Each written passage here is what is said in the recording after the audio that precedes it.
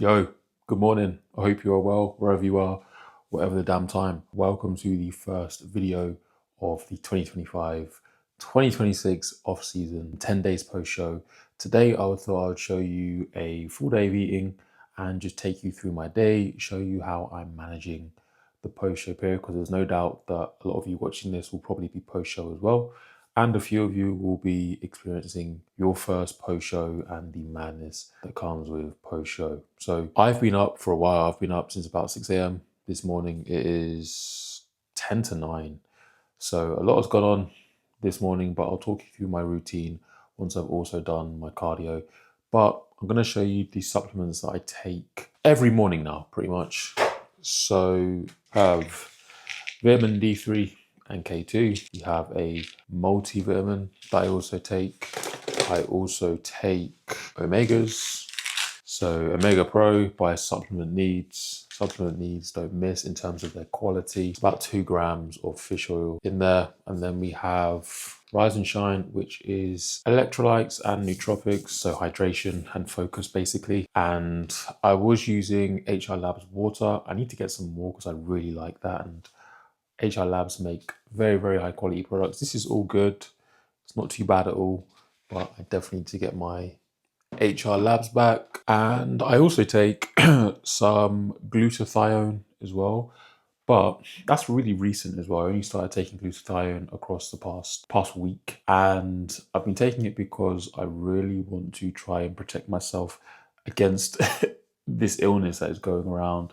Viruses. Of course, you're doing the normal things like making sure you're washing your hands, not touching your face, and staying hygienic in that aspect. But at the same time, I just wanted that extra support from an antioxidant that you don't really get a lot of from your food. I was taking it fasted, but I found that it was just making me feel a bit sick and nauseous in the morning. And I want to take that once I've had my first meal, because I think that'll help me feel a little bit better. I also take, of course, creatine, 10 grams every day. Normally take that intra workout if I'm training, but today is a rest day. I've got cardio just now, which will be 25 minutes.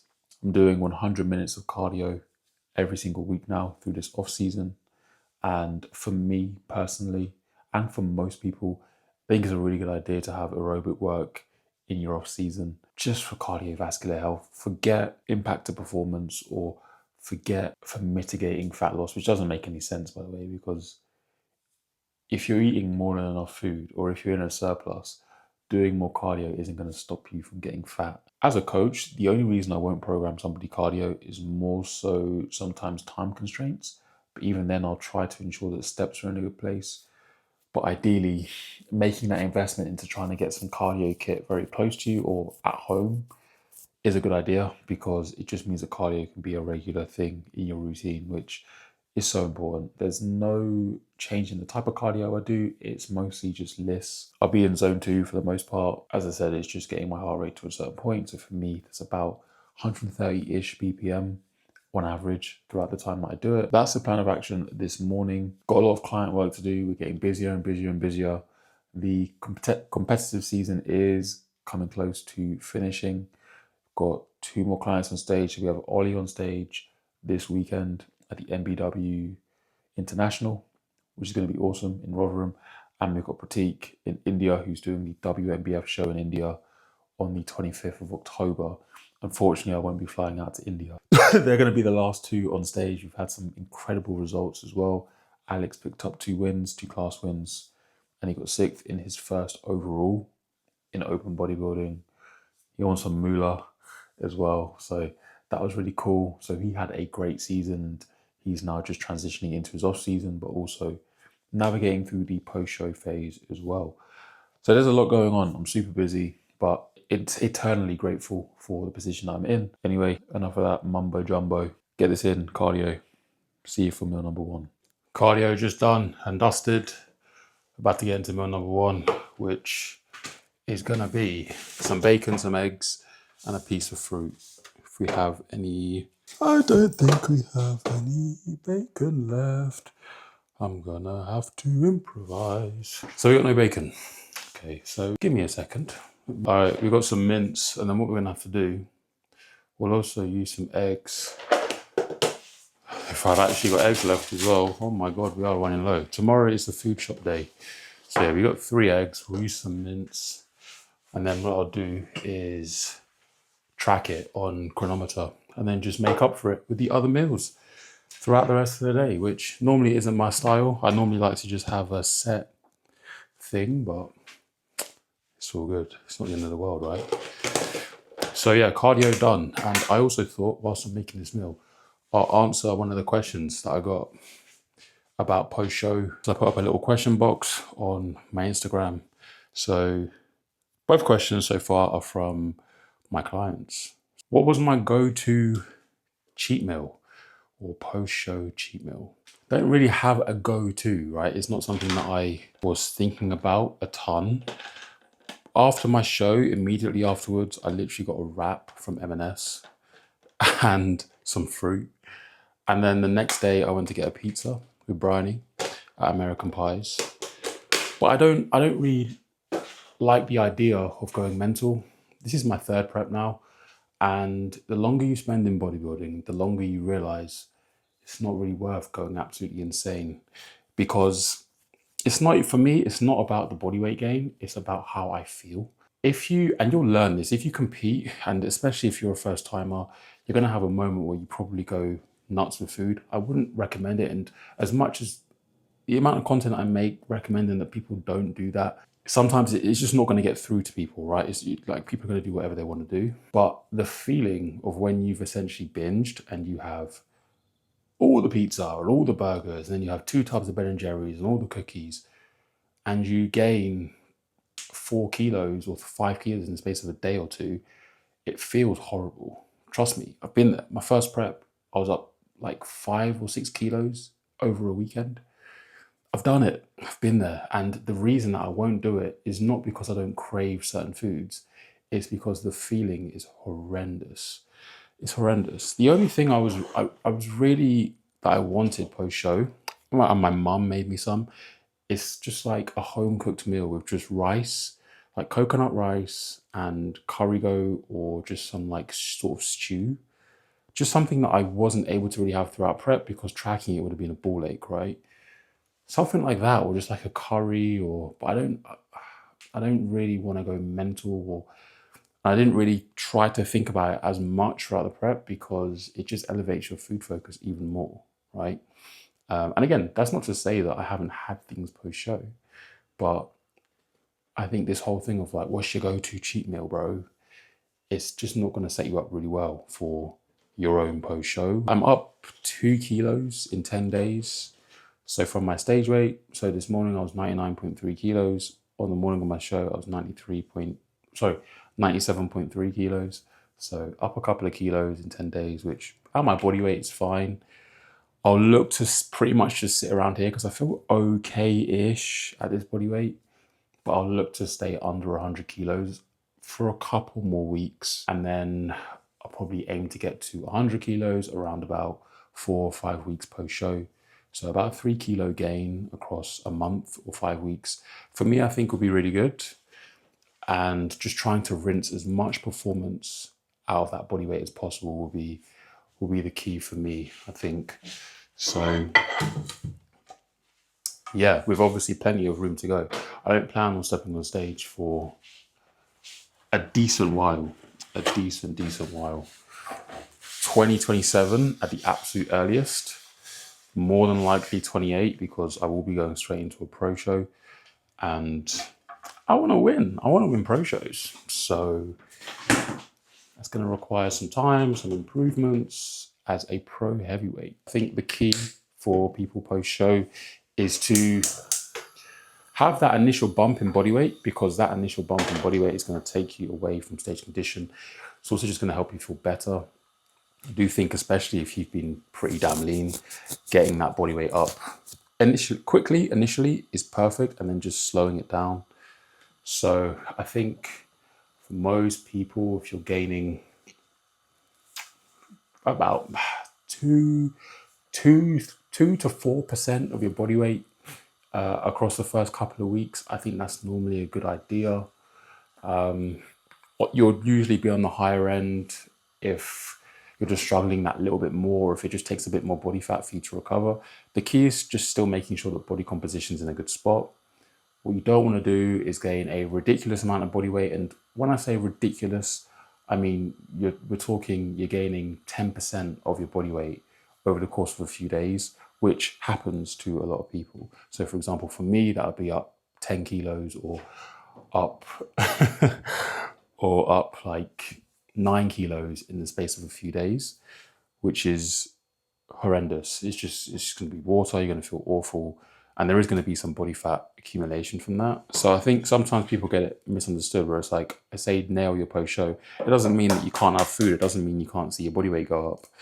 It just means don't be a moron. There's a lot of stuff on social media that promotes you to be a moron, that encourages silly behavior. It's a case of just trying to stay as lean as possible whilst also feeling much better than what you have done throughout your contest prep and starting the process of recovering, which is key for you to start performing really well in the gym and just feeling better, because there's no need for you to feel a certain type of way now. You're out of prep. You're not trying to be in contest shape.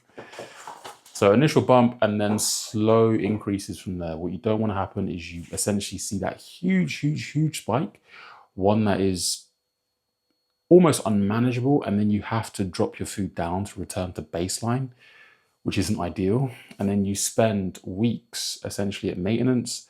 If you've gone so far post-show that you have essentially just accumulated a lot of body fat, you then spend a lot of your off season, and now we're talking months, right, where you're just sitting at the same body weight because you got too fat too quickly and your appetite is gone. So you're inconsistent with your food now, your meals. It's not a good position to be in, right? When it comes to natural bodybuilding, I think for the most part, it's wise to take off at least a year.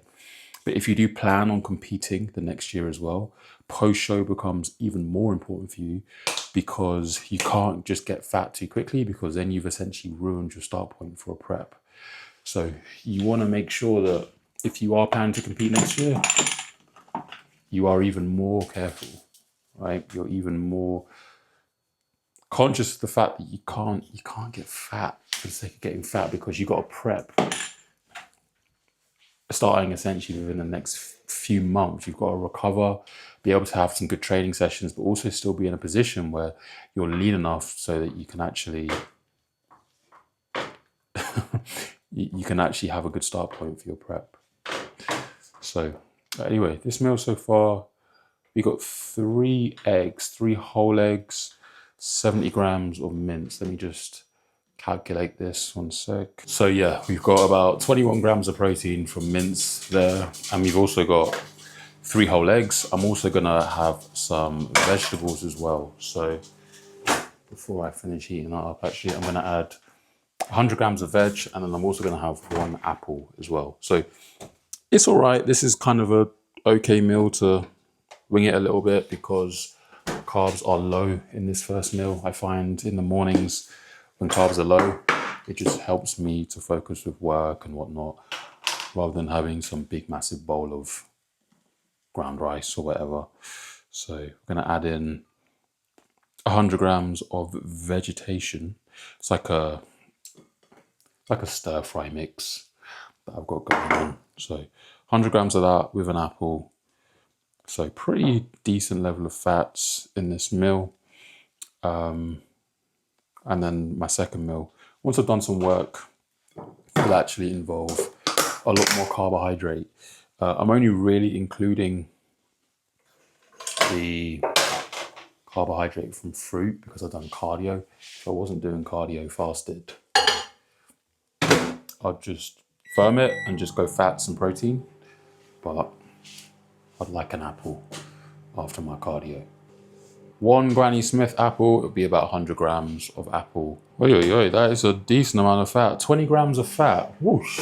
Egg's a little bit overcooked as well, it's going wrong. Overcooked egg, oh my God, luckily I'm post-show. You can eat anything post-show. Bloody cook this into oblivion, you'll still eat it. Okay. Wow, look at that. That is, well, 99 grams, not quite 100.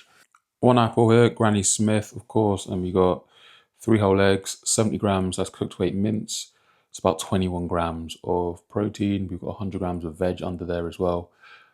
So yeah, with your 3 whole eggs, about 20 grams of fat, 17 grams of carbs, and about 40 grams of protein. 433 calories. I'm also going to add some Nando sauce. Oh my God, this camera's going crazy. Okay. Yeah, some Nando sauce to that as well. Lovely. All right, I'm going to eat this and then I shall see you for meal number 2. Yo, about to get on with meal number 2. Big block of work has been completed, and also a really exciting call with Full Wall Sports. You can use my code if you want to get some of their products. So they host the best UK products in terms of supplementation. So you're trained by JPs, your Stroms, Beast Farm, your supplement needs, all obviously incredible supplement brands, HR Labs. That's where I get all of my supplements from, because it's not just one specific brand, it's a multitude of high quality products. So that's where I get my stuff. Use my code Elliot, save yourself some moolah. Anyway, meal number 2 is going to be cornmeal. Old school cornmeal porridge, which normally you make with like milk or condensed milk, cinnamon, honey, old school Caribbean breakfast, right? But as you know, I'm a fan of, like, I've got my ground rice here and I've got cornmeal, ground cornmeal, and I much prefer to use those as opposed to using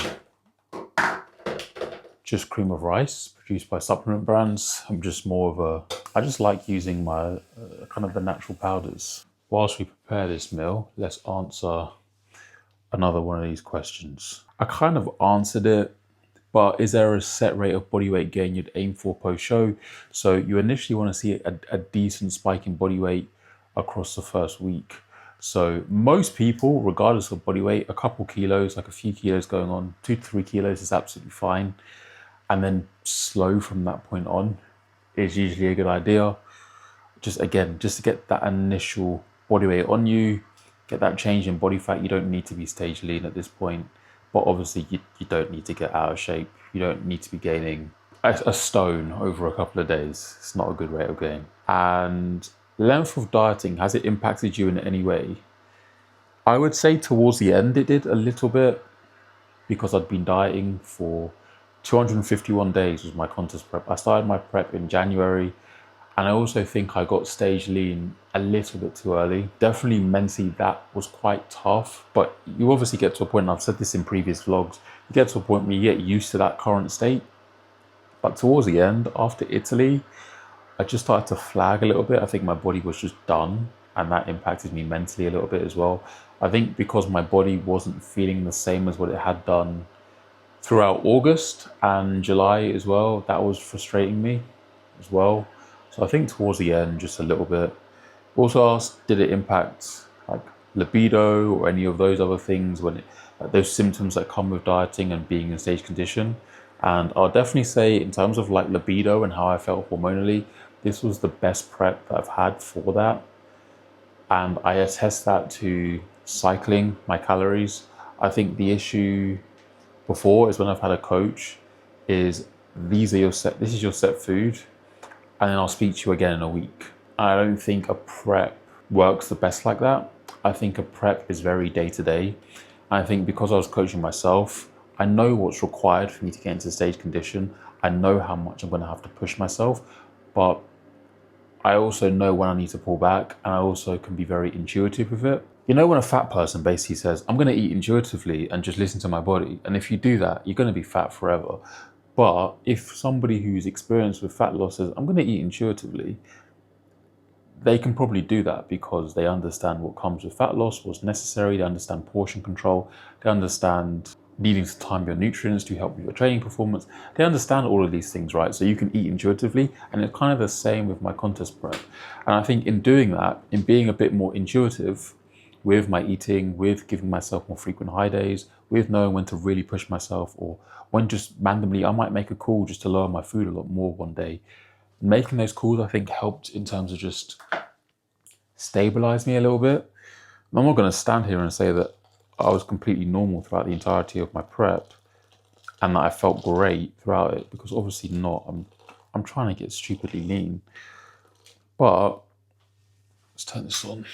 But it's definitely better than what it has been in the past. And I think, as I said, because I was just very intuitive with things and I changed things on a day to day. I didn't make daily changes, but as in I assessed myself every day and made decisions on the day. It helps me in that regard. The only difference I would, and this is obviously off topic, this isn't what you asked, but the only difference that I would make next time I prep would be I would have a shorter prep and just have a better start point. So I'd probably prep for like 20 weeks, 21 weeks, but I'd essentially give myself like 6 or 7 kilos to lose across that period of time.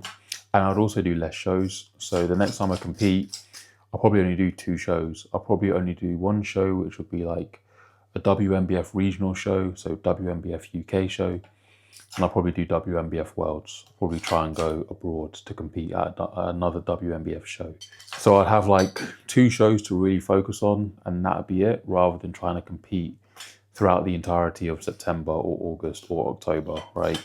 Hopefully that answers your question. Anyway, look at that. That's yellow. So yeah, this meal is going to be 125 grams of cornmeal, 10 grams of chia seeds. I have enough. We got enough? Yeah, just about. 45 grams of whey protein, Naughty Boy whey protein, white chocolate hazelnut. Not my favorite flavor. I'm more simple. I like vanilla, but it's never in stock. Like vanilla's just not in stock. But vanilla, or like, I do like the carrot cake one, to be fair, and cinnamon. They're like the go-tos. But Naughty Boy, anything that Naughty Boy puts out in terms of whey is it's still gonna taste great regardless. 20 grams of dark chocolate, and we're also gonna have 150 grams of blueberries. So alongside that call, I obviously done some work as well, getting back to clients, checking over on people's form in the gym, quite a lot of new starters. And part of the process of starting with me is I need to see how you're training, how you're executing. So spending a lot of time communicating with people that have just started the process and just having a look at their training and making sure that's all good and where it needs to be, and setting the foundation, as well as getting back to prep clients and just clients in general who have questions about their own training and whatnot. So it's been super busy. It's the best job. It's literally the best job. It is literally the best job, bro.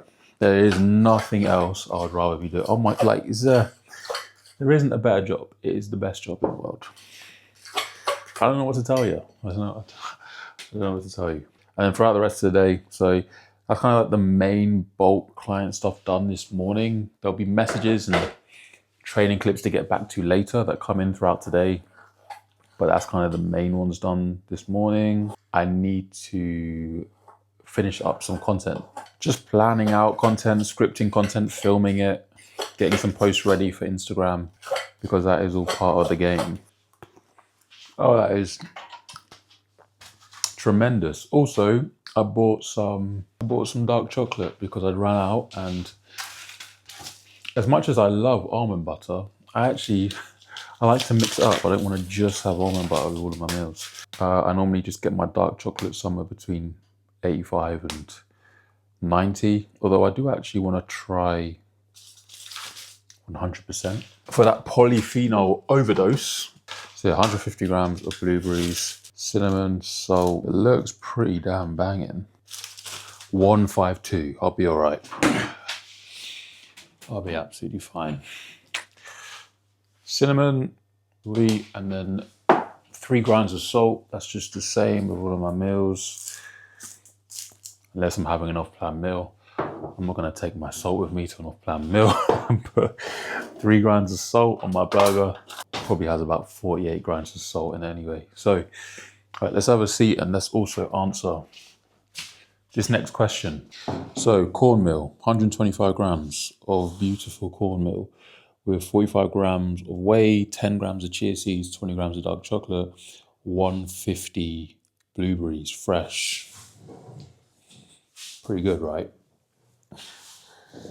So it's always hard for me to film when the food's ready because I'm hungry. Biggest goal this off season. What do I want to improve on? So there's a couple of things. I do still want to keep working on my legs and my lower body, but I do think that I've created a lot more balance with my physique. And I really attest that to the split that I've been using, which is lower upper or lower push, rest, lower pull. Just having that frequency where I train my legs 3 times a week, every 3 days, unbelievable for me and my leg growth. And all that really needs now at this point is just more time. I don't need to change that split, which I think is a mistake that a lot of people make. They get post-show and they're like, okay, I'm going to change my entire split and I need to do, like, you're probably already doing a split that is working on your weak points. You just need more time. So definitely keeping that frequency in terms of lower body training. And then also just ensuring that alongside that, I am keeping my physio work consistent. So I'm seeing a physio once a month and I kept that throughout prep. And then also staying on top of my go ward and mobility work as well, which I think plays a massive role in how well you can pose your legs, how well you can train your legs. So just keeping those things in place is going to be key for me. God, this is so good, by the way. I took a bite and it took me about 10 seconds to actually contemplate how delicious that bite was. Look at this, man. It's like, God. Mobility, leg work, still consistent, is still the same. And that just staying the priority for now. And then alongside my legs, also improving my ab development, especially my obliques, ab control. And the reason for that is when I done the Italy show, I think one of the reasons that I was beaten was the winner of the heavyweight class, his abdominal control and how sliced his abs were. Unbelievable, really good. And that's one of the things that I really want to work on. And what does that look like so far? So far, I start every single day with 10 rounds of vacuums and I'll hold those for about 10 to 15 seconds. And essentially what I'll do over time is I'll just increase the length of time I'm holding those vacuums for. So that'll eventually be 20 seconds and 25. So vacuums more so for abdominal control and making my waist look tiny as hell. Then also in my training, I've got 9 sets of abs across my 6-day split. So every 6 days, I'm doing 9 sets of abs. Every morning, I'm doing, at the minute, a minute of planking after my mobility work. That will increase as well. So again, the same way that my training will progress in overload, so will my core training, my planks, my side planks. I'll start to add loading. So whether that's a weighted vest or whether that's holding onto a plate or whether that's just increasing the time that I do the plank for, it's all about just abdominal control and improving my abdominal control and my musculature in that area. Because as I get leaner, I'll be able to show more of that. I want basically heavyweight muscularity with a men's physique waist. That is, because if you have a small waist, bro, what that does for your physique is absolutely wild. Your shoulders will look huge, your legs will look big, your flow will just look insane. Everything starts with the waist. And that's really the main thing from a physique standpoint. And then the other big one was nutrition. Introducing more fiber into my diet. I've been doing a lot of learning about fiber, the benefits of fiber, and it's insane to me how many bodybuilders neglect their fiber intake. For me, I'm aiming to get at least 40 grams of fiber in every single day. And I found that for me doesn't cause any issues. I think also just keeping in a high level, adequate amount of vegetables throughout my off season, taking in mostly whole foods. I think again, just having that mindfulness with regard to nutrition is huge, especially from a health perspective. Fiber is going to be incredible for controlling cholesterol, controlling blood sugar levels. All of these things just are going to be huge in terms of being able to build muscle for a longer period of time. I'm going to have this meal and then I'll see you for meal number 3. Meal three, let's do it. We got oats. It was actually going to be a chicken and rice meal, but I haven't got any rice ready at the minute. I'm just all over the place today.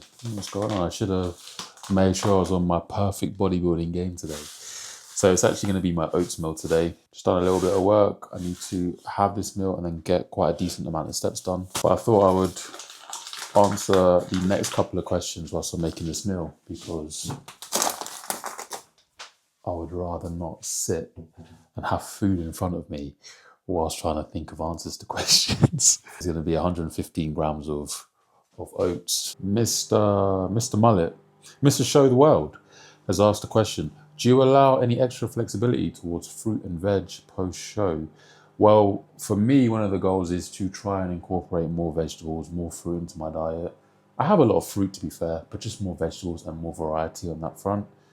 I'm still tracking it. If it's vegetables, it's still getting tracked, but I'm definitely trying to have more variety. Obviously, it's really hard to have a lot of calories from veg though, but for the most part, I usually sit between like 100 to 150 grams of some sort of vegetables with each meal, and then or fruit. Yeah, and I think that is also important post-show, and it's also something that I miss post-show because the peaking process, it's so much rice and honey and dried fruit. There's no vegetables really involved in peaking your physique, and there's like, I'm not really having tons of blueberries. You never really have anything fresh and like really refreshing. It's a lot of basmati rice, it's a lot of cream of rice. There's no fiber. Like, all of those things I really kind of miss during the peak.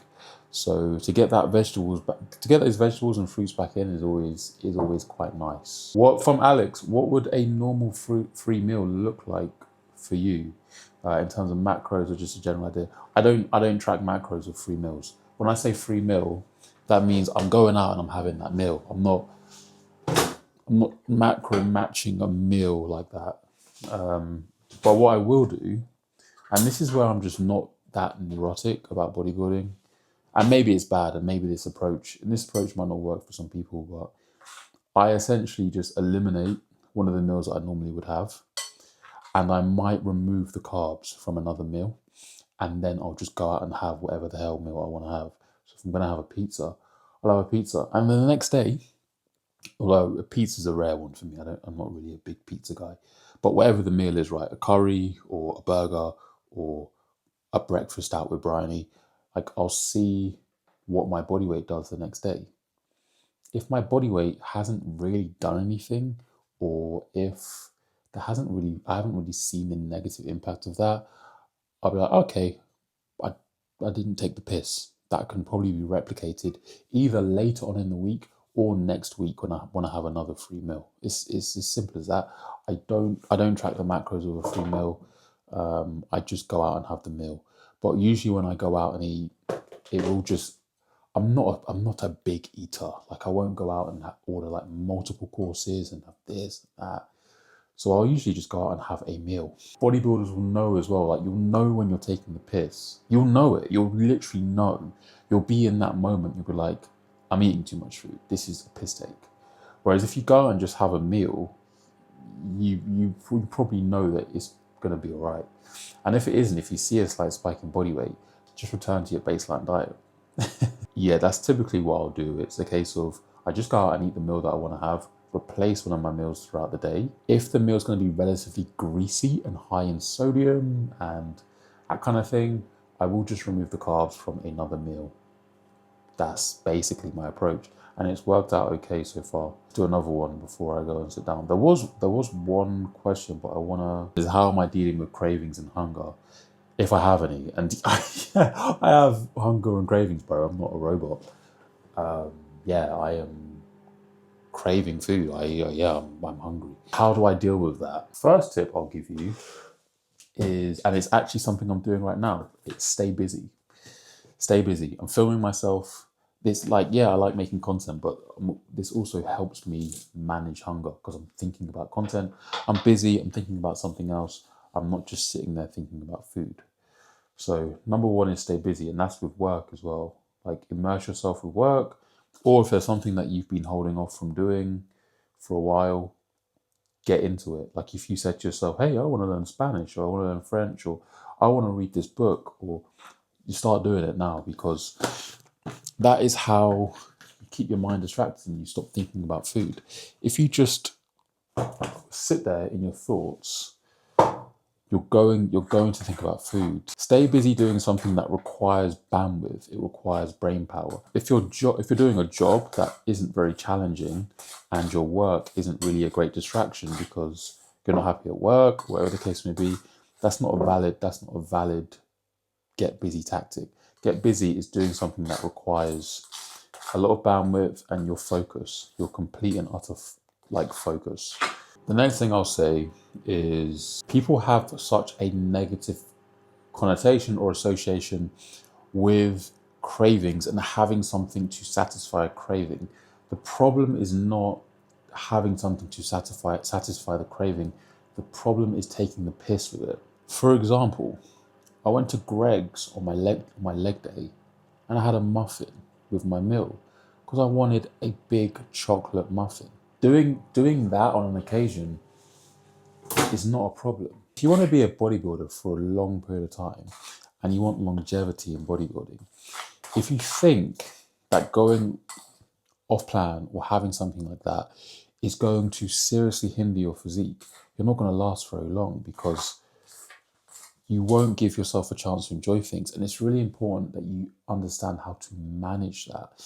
If you also have the mentality of, I can't just have one muffin, I have to eat four, or I can't just eat a serving of Haribo, I have to go through 2 packs, or I can't just eat 2 Oreos. That mentality is very childish. If we had it in the house right now, I'd probably add it to my oats. In fact, I might buy some when I go out actually. But like Biscoff spread, right? I like Biscoff. If I put Biscoff spread in my oats, that helps in terms of craving. Or if I crumble like a few Oreos in my oats, do you really think that if I do that for a day, that that's going to ruin my physique? Now, if I'm doing those things and the scale's rising too quickly, then obviously I have to correct. But I think a lot of the time people associate cravings, and then dealing with those slightly is a bad thing. It's not. It's just when you're a knobhead and you get a whole pizza, you get cookies, and the next day you do exactly the same thing. Obviously, you're going to end up getting fat too quickly. And I think it's just having that perspective of one moment is not going to destroy your physique. Okay? It's when you see that people have had these crazy changes in body weight, they haven't just tried to satisfy a craving, they've gone fucking mental. It's not been like, oh yeah, I just added a little bit of food here and suddenly I was up 7 kilos. No, like you've eaten like a knobhead all week. And that's not bodybuilding. But satisfying a craving, there's nothing wrong with that. It's just you have to pick your moments, and you have to have a bit of moderation. So yeah, don't think that you can't have anything. Don't think that, because me as a coach, people probably think, oh my God, this guy just eats rice and chicken and vegetables every meal for his post show. No, like that's not what I've done. And I've picked my moments, but you can't eat like a knobhead every day, and then that's not satisfying a craving. That's just being immature. One of the things that's really cool about bodybuilding, and maybe this is a weird way of thinking, but it's really hard. It's not something that everybody can do. And I like the fact sometimes that I'll feel something and I'm like, there's not many people that can deal with this. Like there's not many, this is hard, and this is where most people just break. And there's something really, I don't know, I think it's nice to feel to be different, or it's nice to be able to do what the norm can't do. When you do feel that level of hunger, I think of like your adversaries. Think of the general population who can't do that, who will then say to you, oh my God, man, how do you have so much discipline? Or I wish I could get a physique like that. And if you want that result, it comes with this feeling. You can't get the result, you can't get the nice thing without discomfort. It doesn't exist. you have to be able to sit in that feeling of hunger. You have to be able to sit in that for a period of time. As I said to you, you can have one or two things if you want. It ain't going to be the end of the world. But you can't always just try to respond to your cravings and hunger every single time you feel it, because you will get fat.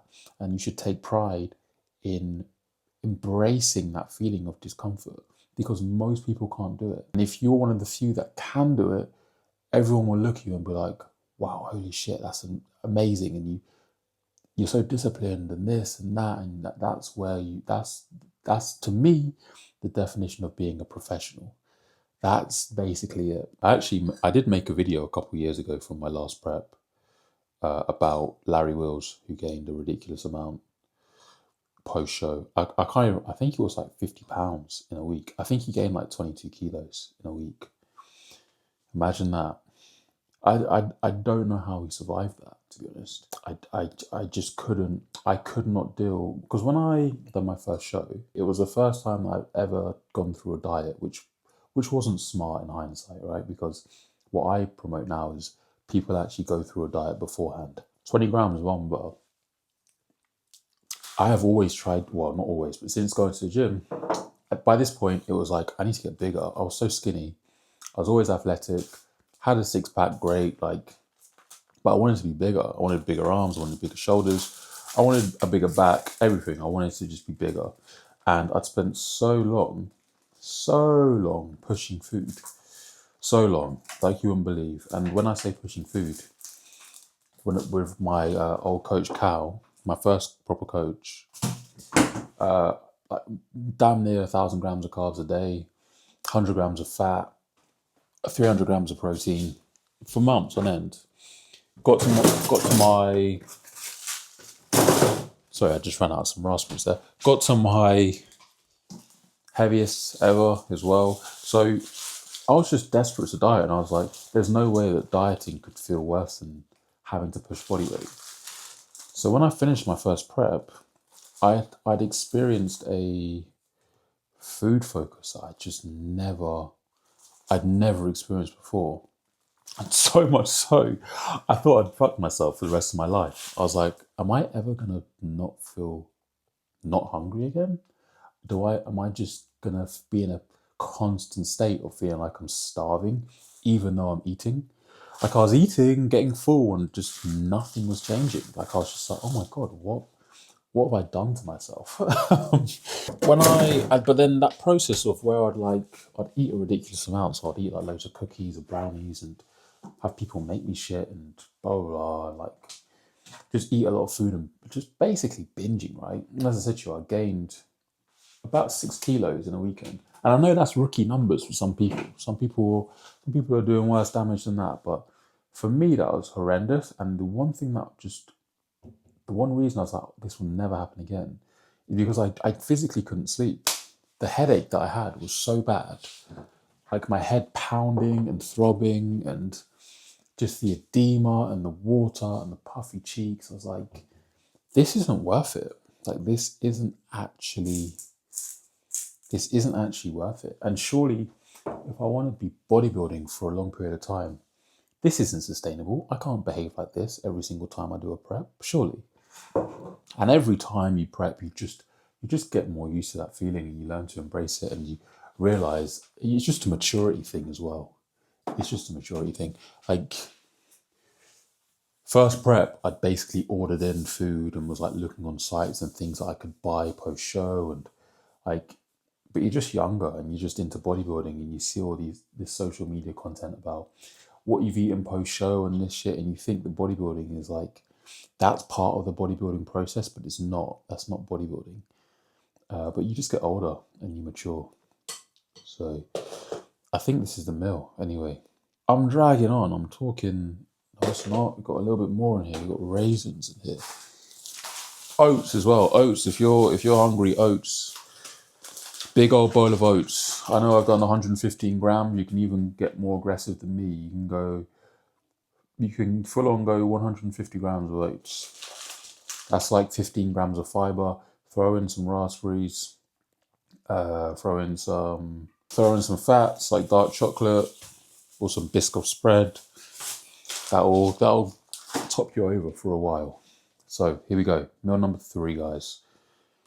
We got 115 grams of oats, 45 grams of whey. We have 150 grams of raspberries, 15 grams of raisins, 20 grams of almond butter. That is the meal. I'm going to enjoy this, get on with some steps, get on with some work. I'll see you for meal number 4. All right, gents and lady, if you're watching this, ladies, whatever. There ain't no ladies watching this damn YouTube vlog. Meal 4 is chicken and rice. 375 grams of basmati long grain rice. We got 175 grams of chicken, cooked weight, 100 grams of veg, stir fry veg, and then we've got 25 grams of kimchi, some sauce, Nando sauce, and some caramelized onion chutney, a little bit. That's going to be the meal. Touching on what I was saying earlier about hunger, post-show, dealing with all that. I think one of the things that I can advise you, if you do have a coach post-show, is stay with your coach. I think a lot of people think that bodybuilding is just think about the season and then, okay, the coach done their job, see ya, I can kind of get this done on my own. When really, you need to budget for a coach for an extended period of time after your show. You don't want to just do your show and then just ditch your coach. You have no idea the storm that you're about to face. Also, if you do some pretty big damage in your post-show period, it can basically ruin your off-season. Because I think, as I said earlier, you get yourself into a position where you're 3 months post-show and you're too fat to stay in a surplus. So you either hold a maintenance or you diet. And I don't know about you, but one of the last things that I want to do after I finish the prep is go into a diet again in 12 weeks. Ditching your coach for whatever the case may be, for money or whatever, is a bad idea. You should budget for having that coach for an extended period of time. Post-show, it's really important that you have that support and you have that accountability. So for example, with my clients that are post-show, I'll check in with them every day. They'll have a check-in daily. That will still carry on. You can't immediately go from having pretty much, obviously, with me, right, I'll check in daily with my clients, usually like a month out from their show. And going off on a tangent, I'll actually probably start doing daily check-ins, just photos with clients even sooner than that, but in moving forward. But you can't go from daily photos with somebody, with your coach, having that level of communication, and then suddenly, just because you're post-show and your shows are finished now, you go to speaking once a week, because a lot can happen in a week post-show, especially if it's your first competition. If I don't talk to you for 5 days, I don't know what's happened. You might have gone on some binge fest for 3 or 4 days, and that can really change your physique. So stay with your coach, because you're going to need that accountability. The reason you hired a coach probably is to become a better bodybuilder, and your off-season is where you become a better bodybuilder. The prep, cool, a bit of a challenge, but you know what's harder than a contest prep? Treating an off-season, which will be at least a year or 2, like a prep. Like having your meals consistently, training, tracking your data. Great, you've done that for 20 weeks in a prep, and it was easier probably because you got that dopamine hit of seeing your physique get leaner. Now, can you do it the other way? And that most people can't do that, which is why you should have a coach in your off season as well. And again, just making that transition smoother from a prep to an off season. But the difference maker for a lot of people is an off season. It's not a prep. A prep is not the reason why certain people look a certain way. It's what were they doing beforehand? What were they doing in their off seasons or the years leading up to that contest prep? So they were eating their chicken and rice. That's what they were doing. Shout out to Tim and Jack as well. I just watched their PCA finals review. My God, that heavyweight was so good.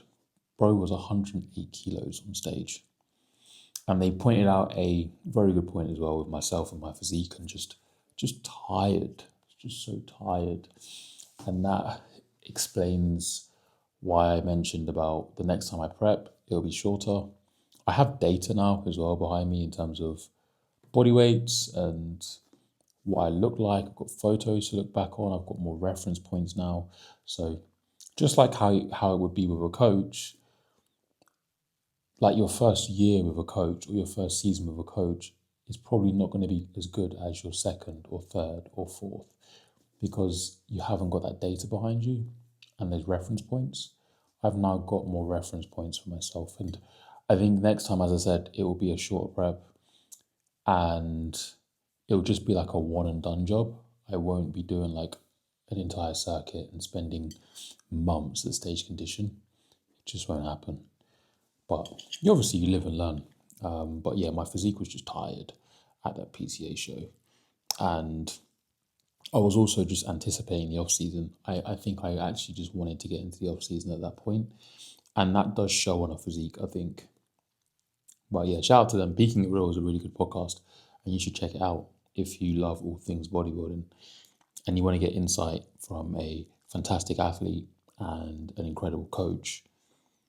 Yeah, check them out. Anyway, let me eat this. Leave me alone. I'm hungry.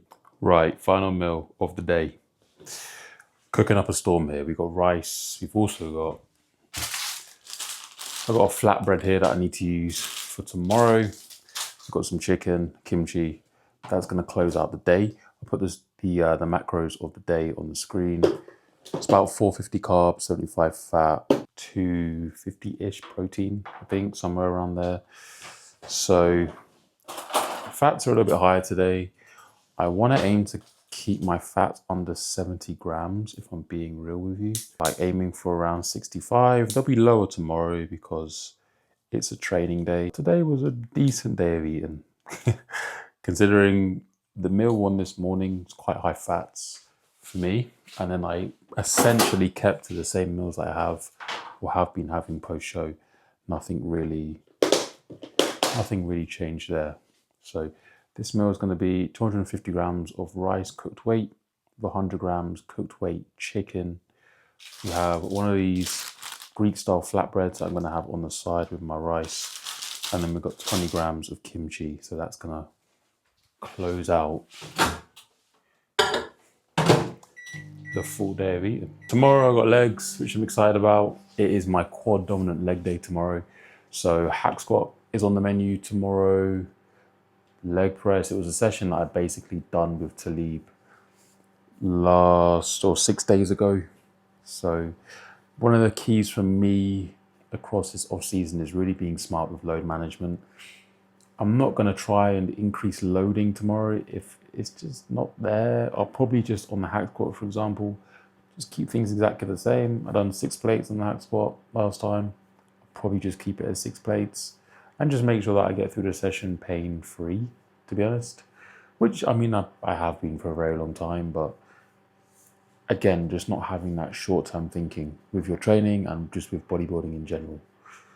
So that'll be the game plan tomorrow. Food shop tomorrow as well, so I can get in my regular meals and have a little bit more structure. Today was pretty decent though, to be honest.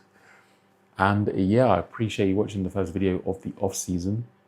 If you made it this far, leave a comment saying post show, and I'll see you next time.